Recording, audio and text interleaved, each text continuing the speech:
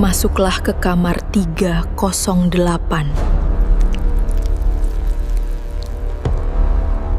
Matahari perlahan tenggelam di cakrawala Pelabuhan Ratu, meninggalkan semburat merah darah yang seolah memberi peringatan pada setiap jiwa yang masih berkeliaran di tepi pantai. Di tengah deburan ombak yang menghantam karang dengan amarah yang tertahan, berdiri sebuah bangunan megah yang menyimpan rahasia paling kelam di tanah Jawa, Grand Ina Samudra Beach Hotel. Di antara ratusan kamar yang tersedia, ada satu pintu yang tidak pernah disewakan untuk manusia biasa. Sebuah pintu kayu jati tua dengan nomor emas yang berkilau di bawah lampu koridor yang temaram. Kamar 308.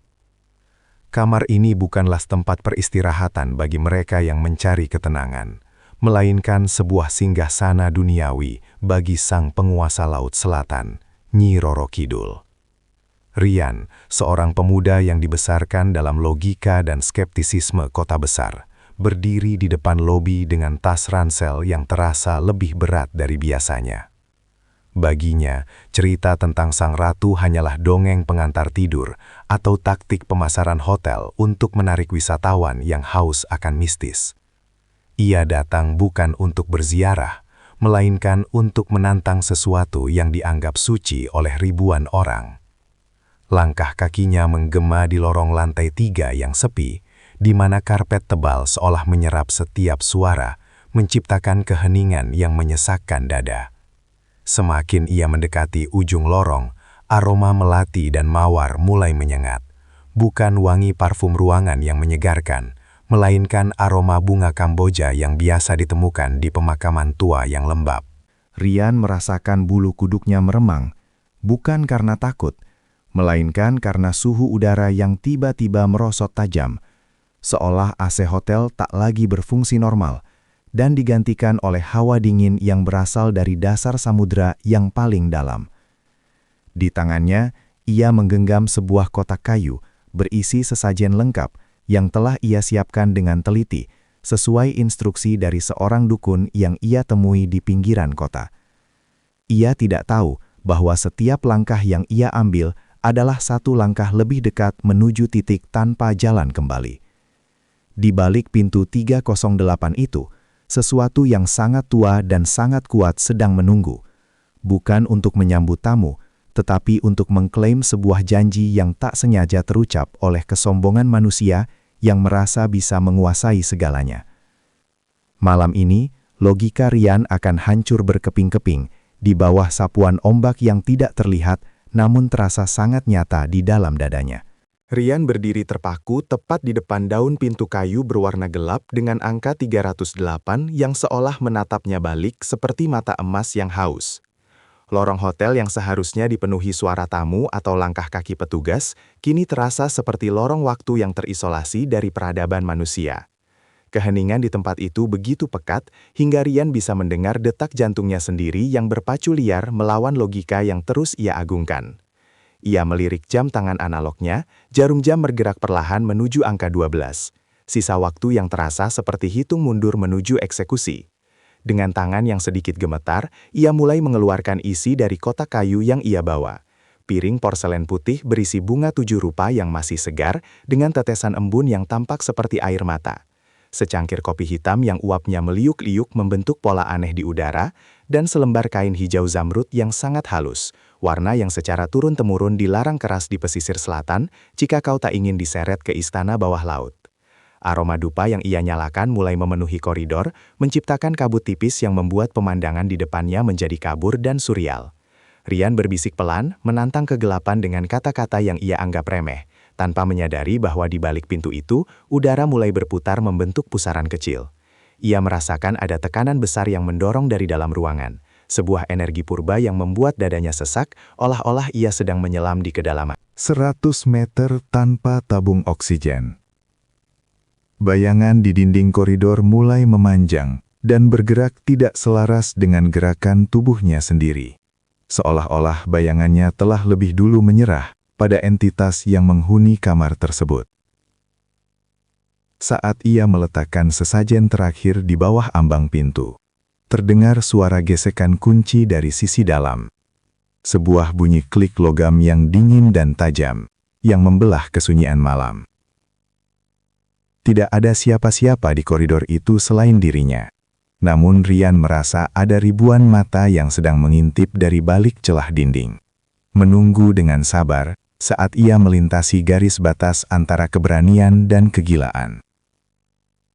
Ia tidak tahu bahwa dengan meletakkan sesajen itu, ia bukan lagi seorang penonton atau peneliti, melainkan seorang pemohon yang telah menyerahkan kunci jiwanya kepada Sang Ratu yang tak pernah melepaskan apa yang telah menjadi miliknya.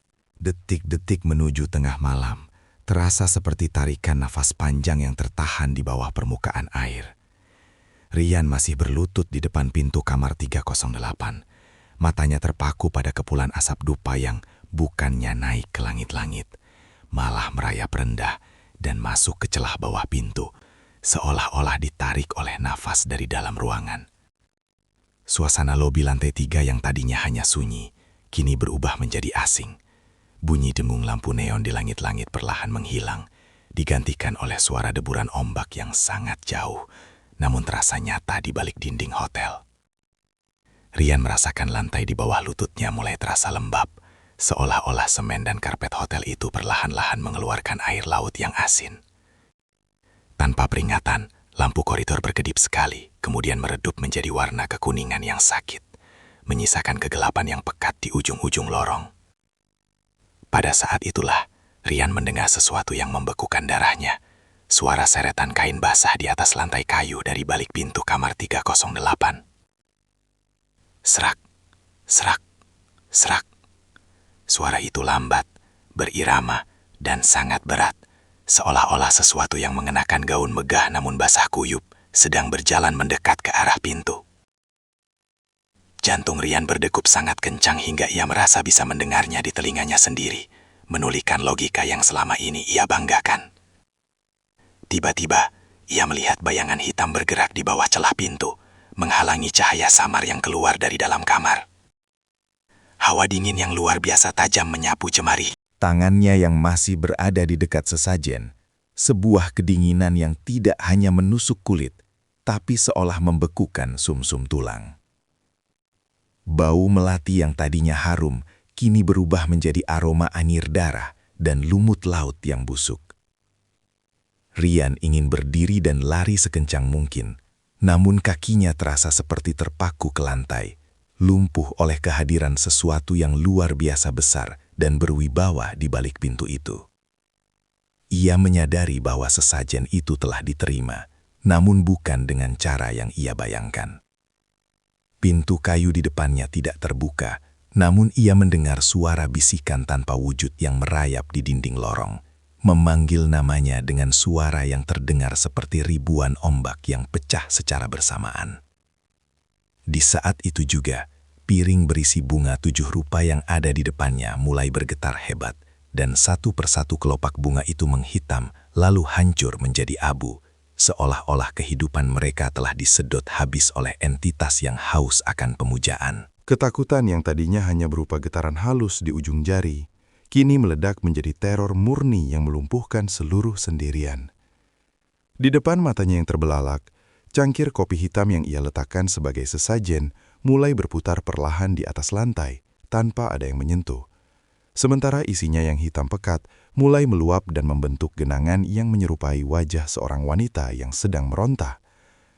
Rian mencoba menarik tangannya kembali, namun udara di sekitarnya terasa sepadat air, membuatnya bergerak dalam gerakan lambat yang menyiksa. Tiba-tiba, gagang pintu kamar 308 yang terbuat dari kuningan tua mulai bergerak turun perlahan, menimbulkan suara decitan logam yang menusuk telinga, seperti jeritan tertahan. Pintu itu tidak terbuka lebar, hanya menyisakan celah sekecil beberapa sentimeter. Namun dari balik kegelapan yang absolut di dalam sana, muncul sepasang mata yang tidak menyerupai mata manusia. Mata itu bersinar dengan warna hijau zamrud yang sangat terang, namun kosong, memancarkan kedinginan purba dari dasar laut yang paling dalam. Rian merasa jiwanya seolah ditarik keluar melalui matanya sendiri saat ia terperangkap dalam tatapan makhluk itu. Di saat yang bersamaan, ia mendengar suara air yang mengalir deras dari dalam kamar, suara gemuruh ombak yang menghantam dinding, seolah-olah ruangan hotel itu telah berubah menjadi gua bawah laut yang luas. Hawa dingin yang kini menyelimuti koridor bukan lagi sekadar penurunan suhu, melainkan sebuah pelukan dari kematian yang basah dan lembab. Kain hijau sutra yang ia bawa sebagai persembahan tiba-tiba melayang, seolah-olah ditarik oleh tangan-tangan tak terlihat, dan perlahan masuk ke dalam celah pintu 308 yang gelap gulita. Rian tersedak, tenggorokannya terasa tersumbat oleh garam dan pasir laut yang muncul entah dari mana. Ia mencoba berteriak minta tolong, namun suaranya hilang, tenggelam oleh suara tawa wanita yang sangat rendah dan bergema di dalam kepalanya.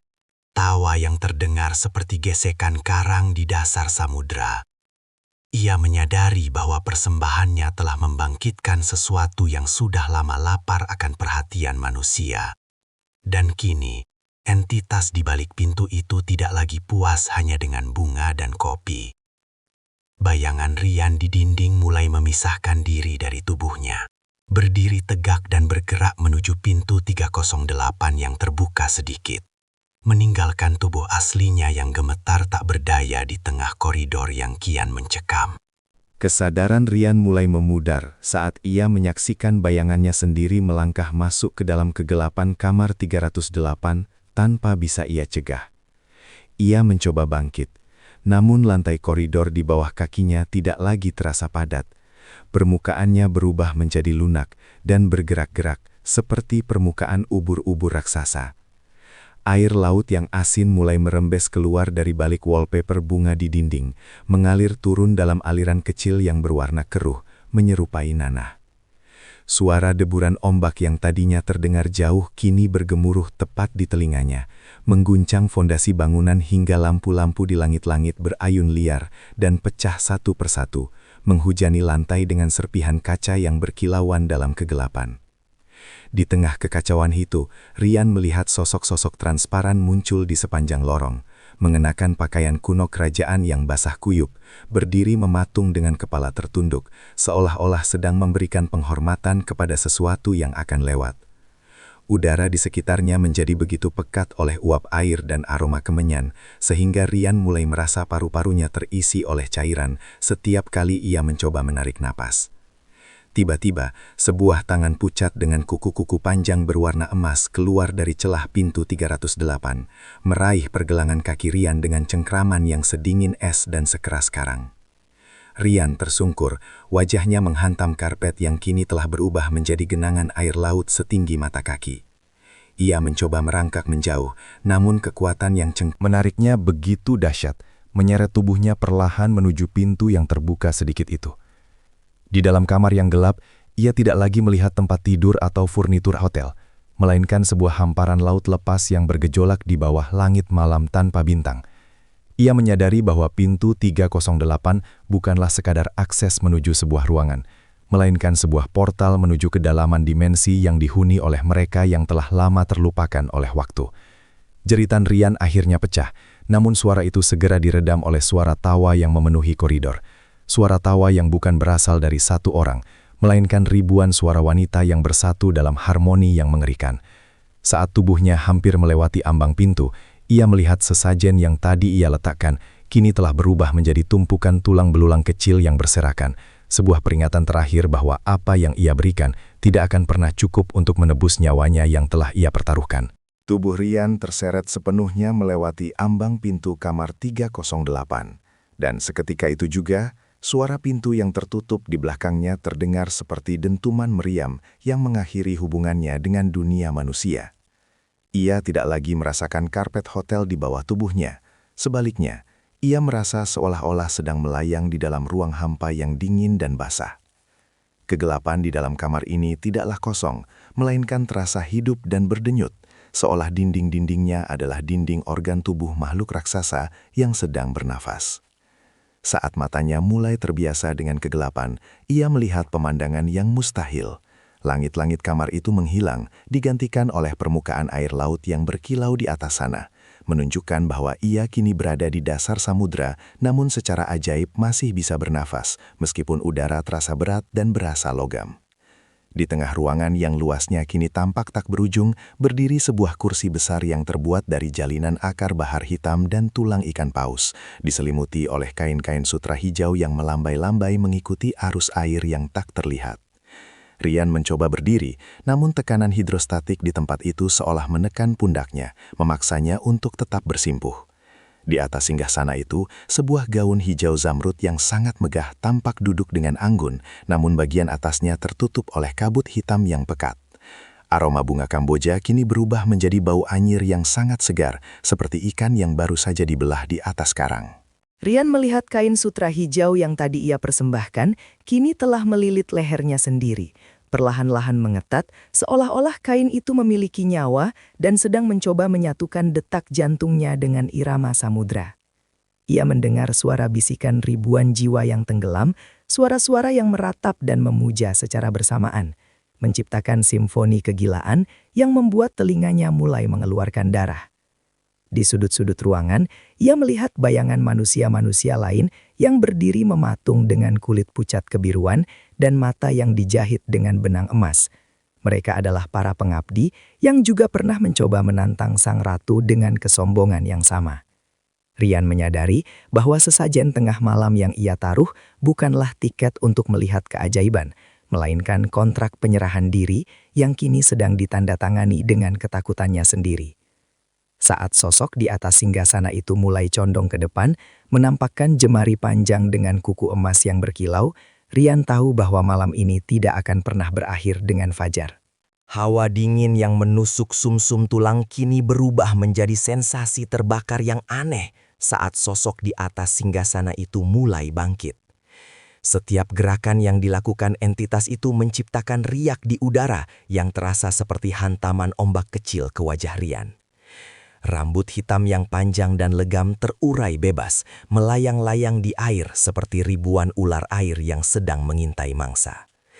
Rian berusaha memejamkan mata, namun kekuatan yang tak terlihat memaksa kelopak matanya tetap terbuka, memaksanya menyaksikan kecantikan yang begitu mengerikan hingga sanggup menghancurkan akal sehat manusia. Sosok itu melangkah turun tanpa menyentuh lantai. Gaun hijaunya yang panjang menyapu bayangan-bayangan pengabdi yang berdiri mematung di sekitarnya. Saat jarak di antara mereka hanya tersisa beberapa inci, Rian mencium aroma laut yang sangat murni bercampur dengan wangi bunga Kamboja yang memabukkan sekaligus memuakkan. Tangan pucat sang ratu yang dihiasi perhiasan emas kuno perlahan terangkat. Jemarinya yang dingin menyentuh dagu Rian. Angkat wajahnya agar menatap langsung ke dalam kehampaan mata hijau yang menyala. Di dalam mata itu, Rian tidak melihat pupil, melainkan sebuah pusaran air raksasa yang menelan kapal-kapal besar, jeritan orang-orang yang tenggelam, dan kegelapan abadi dari palung terdalam. Sebuah suara tanpa bibir yang bergerak bergema langsung di dalam sumsum tulang belakangnya, bukan sebagai suara, melainkan sebagai getaran yang menyakitkan. Kau datang membawa bunga yang akan layu, kopi yang akan dingin, dan kain yang akan lapuk. Tapi kau membawa satu hal yang abadi, yaitu rasa takutmu. Rian merasakan denyut nadinya melambat drastis, seolah darahnya perlahan berubah menjadi air laut yang asin dan pekat. Kain hijau yang melilit lehernya mulai menariknya lebih dekat, memaksa Rian untuk bersujud hingga keningnya menyentuh lantai, yang kini terasa seperti pasir hisap yang dingin. Ia menyadari bahwa di tempat ini, waktu tidak lagi berjalan lurus. Ia bisa merasakan masa lalunya ditarik keluar satu persatu. Kenangan-kenangannya di dunia atas memudar bagaikan tinta yang terkena air. Kesombongan yang membawanya ke kamar ini telah musnah, digantikan oleh kepasrahan mutlak seorang tawanan yang baru menyadari bahwa penjara yang paling kuat bukanlah jeruji besi, melainkan keindahan mistis yang tak sanggup ditolak oleh jiwa manusia yang rapuh. Rian mencoba membuka mulutnya untuk memohon ampun, namun yang keluar bukanlah suara, melainkan rentetan gelembung udara yang langsung pecah menjadi kabut hijau di depan wajahnya. Sensasi dingin yang luar biasa kini mulai merambat masuk ke dalam pori-pori kulitnya, seolah-olah setiap inci tubuhnya sedang digantikan oleh elemen air yang asing. Sang ratu, dengan senyum tipis yang lebih tajam dari sembilu, mulai memutari tubuh Rian yang bersujud. Setiap langkahnya meninggalkan jejak cahaya bioluminesensi di lantai, yang kini sepenuhnya berubah menjadi pasir perak yang bercahaya. Rian melihat tangannya sendiri. Kulitnya mulai memucat menjadi warna biru keabuan, dan pembuluh darahnya menghitam, menonjol di bawah permukaan kulit seperti akar pohon yang mati. Ia merasakan memori tentang rumah, aroma kopi di pagi hari, dan suara klakson kota perlahan-lahan terhapus, digantikan oleh suara nyanyian siren yang memekakkan telinga, namun terasa sangat indah. Tekanan di dalam ruangan itu kini terasa begitu alami bagi Rian, seolah-olah ia memang diciptakan untuk berada di sini, di bawah tekanan ribuan ton air yang menindih jiwanya. Sosok-sosok pengabdi di sekelilingnya mulai bergerak serentak, membungkuk lebih dalam seiring dengan semakin terangnya cahaya hijau dari mata sang ratu yang menyapu seluruh ruangan. Rian merasakan sebuah kekuatan besar menarik paksa kesadarannya ke bawah, masuk ke dalam tanah pasir yang ia pijak, seolah-olah bumi sendiri ingin menelannya bulat-bulat sebagai Persembahan tambahan. Ia melihat cermin besar di sudut ruangan yang bingkainya terbuat dari emas murni. Di sana, ia tidak lagi melihat bayangan pemuda yang skeptis dan penuh logika, melainkan sosok asing dengan mata yang telah berubah menjadi hijau zamrud, tanpa pupil, dan mengenakan hiasan kepala dari karang tajam. Ketakutan yang tadinya membakar, kini mendingin menjadi kepatuhan yang buta. Ia menyadari bahwa sesajen yang ia berikan sebenarnya hanyalah sebuah undangan makan malam, di mana ia sendiri yang menjadi hidangan utamanya. Identitasnya sebagai manusia bernama Rian sedang sekarat, sementara bagian baru dari dirinya yang terikat pada hukum laut sedang dilahirkan di dalam kamar 308 yang terkutuk itu. Setiap embusan napas yang ia coba ambil, kini terasa seperti meminum merkuri cair, berat dan beracun. Namun, ia tidak bisa berhenti, karena ia telah menjadi bagian dari ekosistem mistis yang tak mengenal jalan pulang. Kesadaran Rian yang tersisa kini hanya berupa serpihan memori yang memudar, seperti lukisan yang tersapu air hujan. Ia merasakan tubuhnya diangkat oleh arus yang tidak terlihat, melayang di tengah ruangan yang kini tidak lagi memiliki batas dinding hotel. Di sekelilingnya, meja-meja panjang yang terbuat dari bangkai kapal kuno muncul dari kegelapan, dipenuhi dengan hidangan yang mustahil. Mutiara-mutiara hitam yang berdenyut, daging ikan purba yang masih bergerak, dan piala-piala emas berisi air laut yang berkilau karena racun. Sang ratu melayang di ujung meja, memegang sebuah sisir yang terbuat dari tulang manusia, menyisir rambutnya yang panjang sambil menatap Rian dengan tatapan seorang predator yang sedang mengagumi tangkapannya.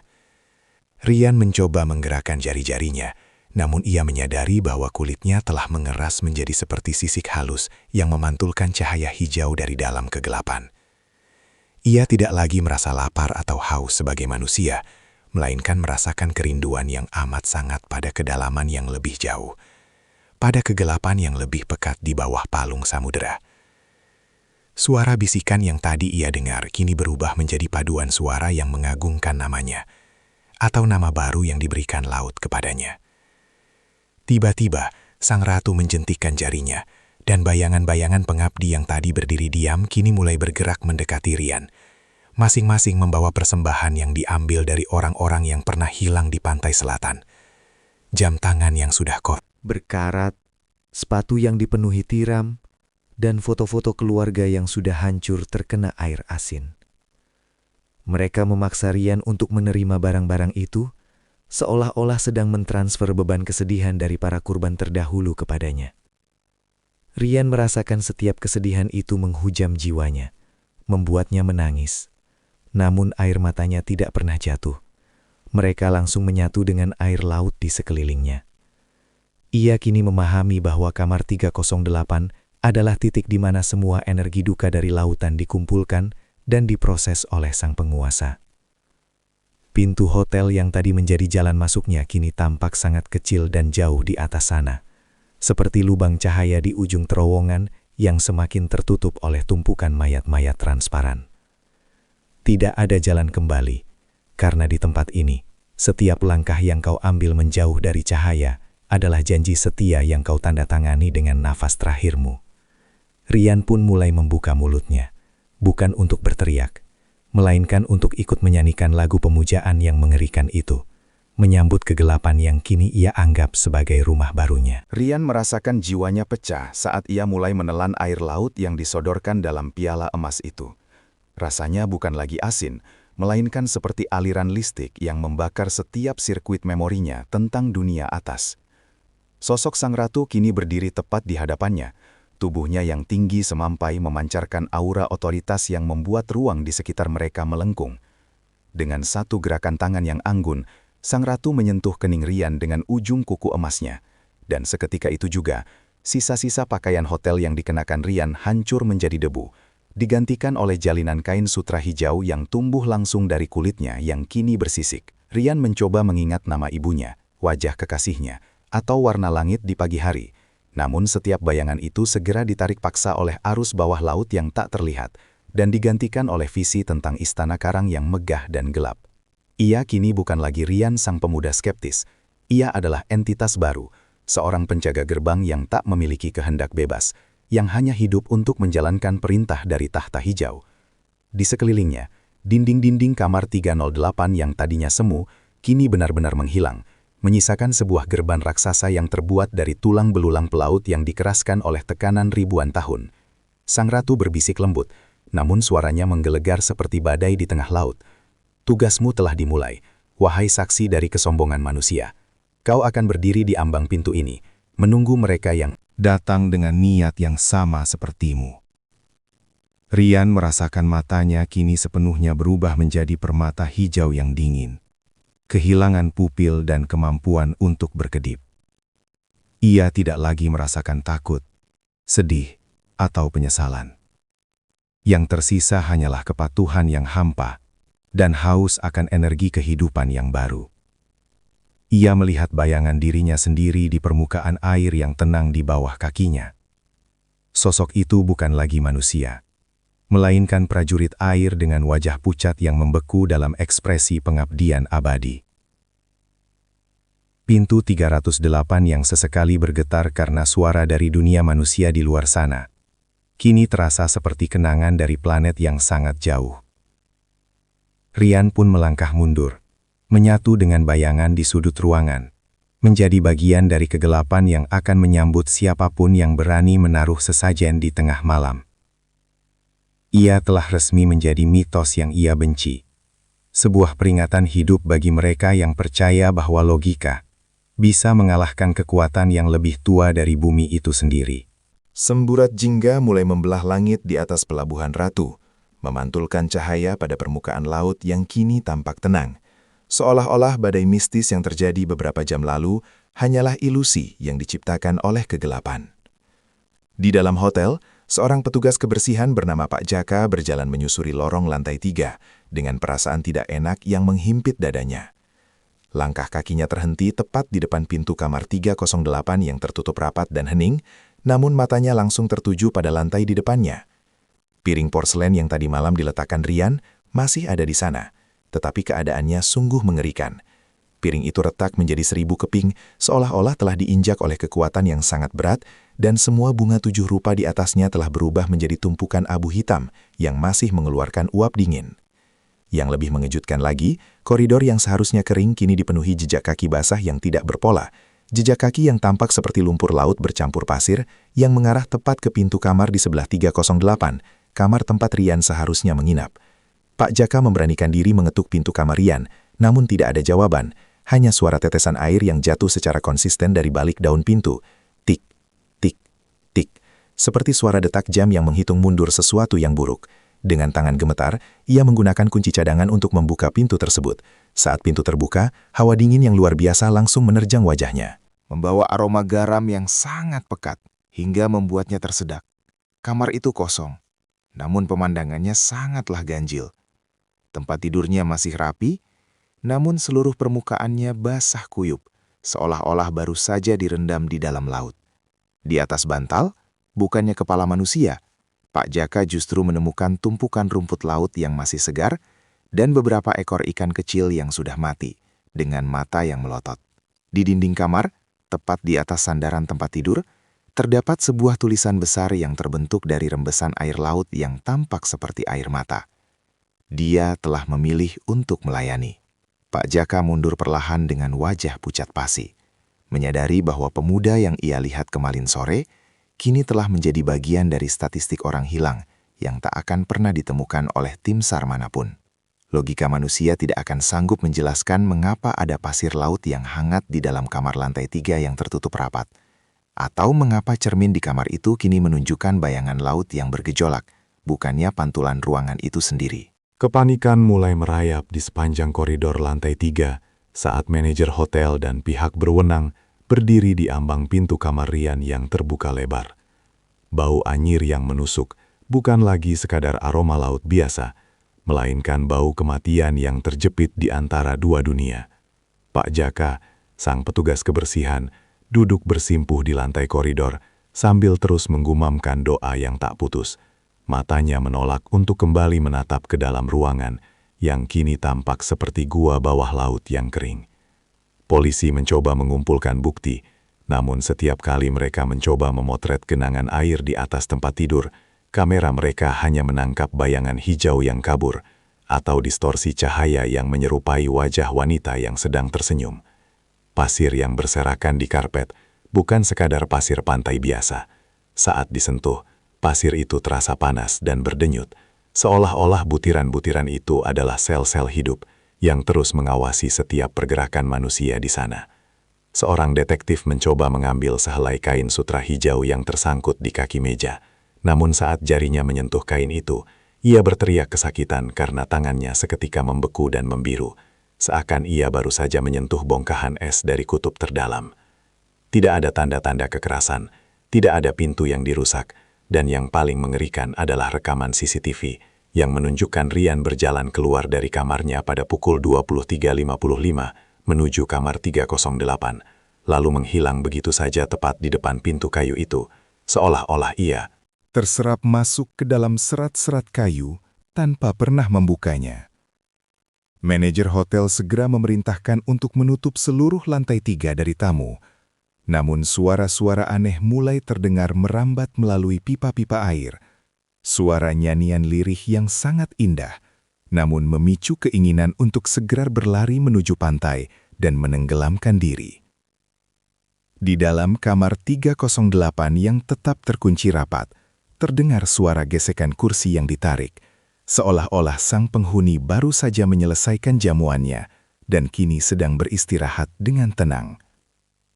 Di dunia luar, berita tentang hilangnya seorang pemuda di hotel legendaris itu mulai menyebar. Namun bagi mereka yang mengerti, ini bukanlah kasus orang hilang biasa. Ini adalah peringatan bahwa perbatasan antara manusia dan penguasa gaib hanyalah selembar benang tipis yang bisa putus kapan saja oleh kesombongan. Logika hukum manusia kini berhadapan dengan hukum laut yang absolut, di mana pengacara dan bukti tidak lagi berarti karena sang terdakwa telah menjadi bagian dari sang hakim itu sendiri di dasar samudra yang tak terjangkau cahaya.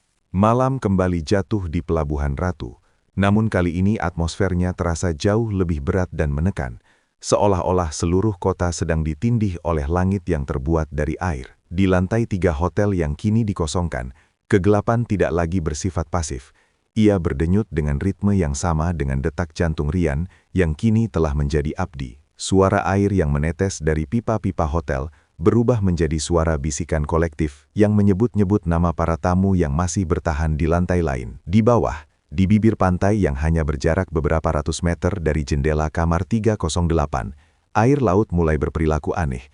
Ombak tidak lagi pecah menjadi buih putih, melainkan menjadi cairan kental berwarna hijau gelap yang membawa ribuan ubur-ubur bercahaya ke daratan. Penduduk lokal yang tinggal di pesisir mulai merasakan firasat buruk.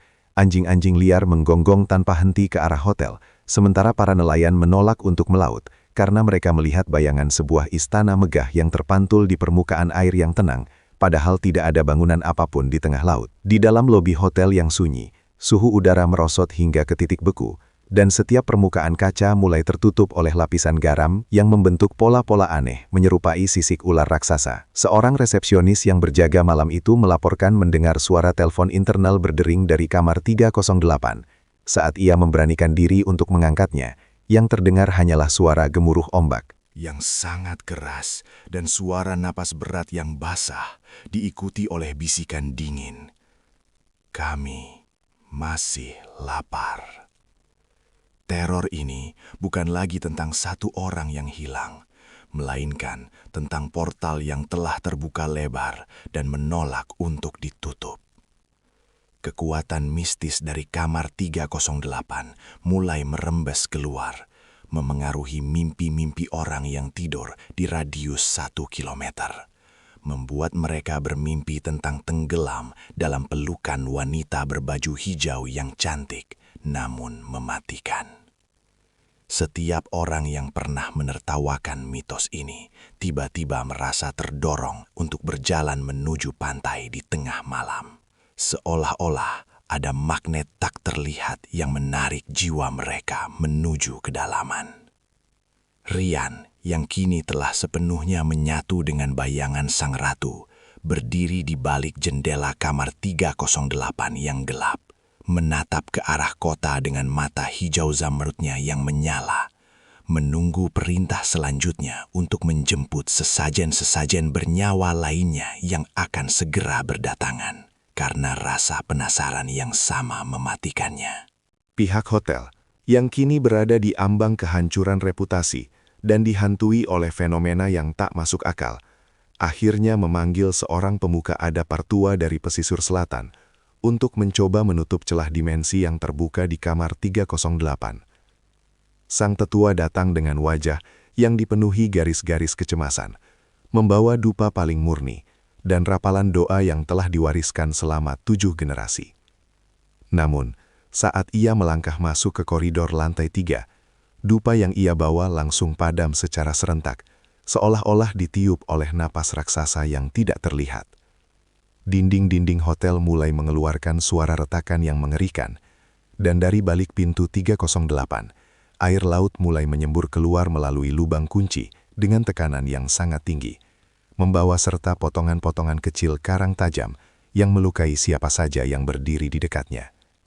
Sang tetua mencoba meletakkan sesajen penyeimbang sebagai bentuk permohonan maaf atas kesombongan Rian, namun piring persembahan itu seketika terlempar ke dinding oleh kekuatan tak kasat mata hingga hancur berkeping-keping. Suasana menjadi mencekam saat bayangan Rian, atau apa yang tersisa darinya, muncul di permukaan pintu yang basah. Sosoknya kini tampak lebih besar, lebih tegap, dengan mata hijau yang memancarkan otoritas mutlak sang ratu. Sang tetua jatuh terduduk, menyadari bahwa gerbang ini tidak lagi bisa ditutup dengan cara biasa, karena undangan itu telah ditandatangani dengan nyawa manusia yang masih segar. Di luar hotel, laut selatan mulai naik. Ombak raksasa setinggi pohon kelapa menghantam dinding penahan dengan suara guntur yang memekakkan telinga. Seolah-olah samudra itu sendiri ingin menjangkau kamar 308 dan menarik seluruh bangunan itu ke dasarnya. Langit di atas hotel berubah menjadi hijau kelam, dan petir menyambar tanpa suara guntur, menerangi sosok sang ratu yang berdiri di balkon kamar. Rambutnya melambai ditiup angin badai yang hanya dirasakan olehnya. Ketakutan yang meluas mulai berubah menjadi histeria. Para staf hotel berlarian keluar, namun mereka menemukan bahwa semua jalan menuju keluar kota telah tertutup oleh banjir air laut yang muncul secara tiba-tiba dari gorong-gorong. Mereka terjebak dalam sebuah teater mistis di mana sang ratu adalah sutradaranya, dan Rian adalah pelayan setianya yang bertugas memastikan tidak ada satupun jiwa yang bisa melarikan diri sebelum persembahan malam ini dinyatakan lengkap oleh sang penguasa abadi. Badai yang mengamuk di sekitar hotel tiba-tiba berhenti dengan keheningan yang lebih menakutkan daripada gemuruh itu sendiri. Air laut yang menggenangi koridor lantai 3 perlahan surut. Namun bukan kembali ke laut, melainkan terserap masuk ke dalam pori-pori dinding kamar 308. Seolah-olah ruangan itu adalah jantung yang sedang memompa kehidupan. Esok harinya, Hotel Samudra Beach tampak tenang dari luar, namun suasana di dalamnya telah berubah selamanya. Pihak manajemen memutuskan untuk menyegel kamar 308 secara permanen. Bukan hanya dengan kunci, melainkan dengan doa-doa yang dipahat pada kayu pintunya. Namun setiap malam, tepat pukul 00, para tamu yang menginap di lantai bawah masih bisa mendengar suara langkah kaki yang berat dan berwibawa berjalan di atas kepala mereka, disertai suara seretan kain sutra yang basah di atas lantai kayu. Ryan telah sepenuhnya lenyap dari catatan dunia manusia. Namanya hanya menjadi bisikan di antara staf hotel tentang pemuda yang mencoba bermain dengan takdir. Namun bagi mereka yang cukup berani atau cukup gila untuk mengintip melalui lubang kunci kamar 308 saat tengah malam, mereka tidak akan melihat ruangan hotel yang kosong. Mereka akan melihat sebuah hamparan samudra luas tanpa batas di balik pintu itu, dengan sebuah tahta hijau yang megah, di mana sang ratu duduk dengan tenang, didampingi oleh seorang pengawal setia bermata hijau zamrud, yang wajahnya sangat mirip dengan pemuda skeptis yang hilang itu. Sosok pengawal itu memegang sebuah kotak kayu, kotak yang sama yang dibawa Ryan, namun kini isinya bukan lagi bunga 7 rupa, melainkan jiwa-jiwa manusia yang terjebak dalam bentuk mutiara hitam yang redup. Legenda kamar 308 bukan lagi sekadar mitos untuk menarik turis, melainkan sebuah realitas yang bernafas, sebuah pengingat bahwa di tanah ini ada kekuatan yang jauh lebih tua daripada peradaban yang harus dihormati. Cahaya hijau yang sesekali terpancar dari celah pintu 308 adalah suar bagi jiwa-jiwa yang tersesat. Sebuah undangan yang tak terlihat bagi korban berikutnya yang merasa logika mereka cukup kuat untuk menembus kabut mistis pantai selatan. Dan saat ombak kembali menghantam dinding hotel dengan lembut, sebuah bisikan lirih terdengar terbawa angin laut, memanggil nama-nama baru untuk datang dan memberikan persembahan, karena bagi sang penguasa, satu nyawa tidak akan pernah cukup untuk memuaskan dahaga samudra yang abadi.